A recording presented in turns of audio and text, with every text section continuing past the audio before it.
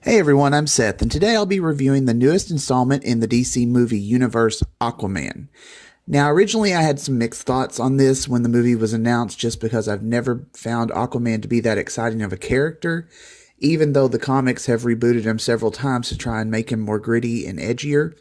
But casting Jason Momoa in the title role was a big draw for me because I've been a big fan of him from Game of Thrones and Stargate Atlantis.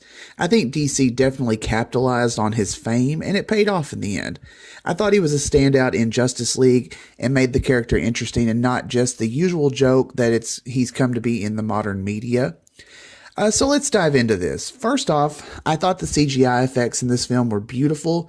They were very well done. It reminded me a lot of Avatar with the vivid colors and the otherworldly atmosphere. Yes, it's clearly not realistic, but it's a comic book movie, and I'm not necessarily here for the realism. The overall story was something we've seen 1,000 times over, an outcast who becomes a king, but this movie did a good job of making you forget that.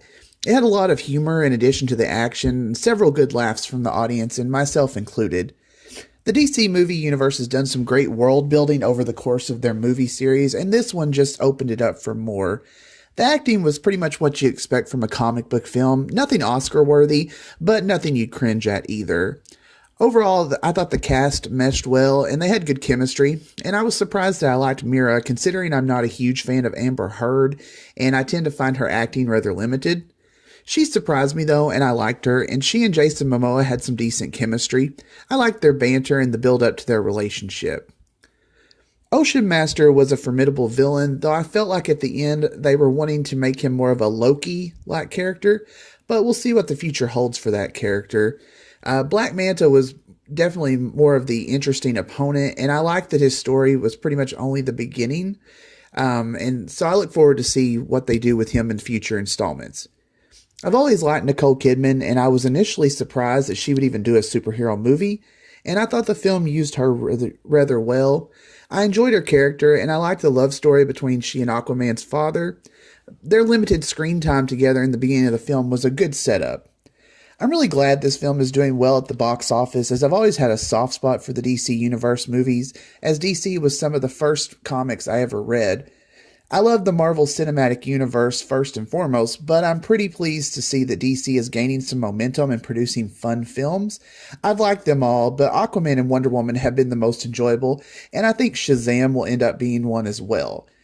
So my overall review is that you should definitely check this one out. It's a fun flick, and I enjoyed it. I think you will as well. It's something you could probably bring the family to. There is some language in it, but it's nothing too bad.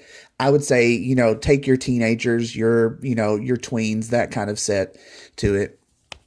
And now, what I really think that since Wonder Woman and Aquaman have both done exceptionally well for DC, I really think now going forward, they could really move into something more like Flashpoint.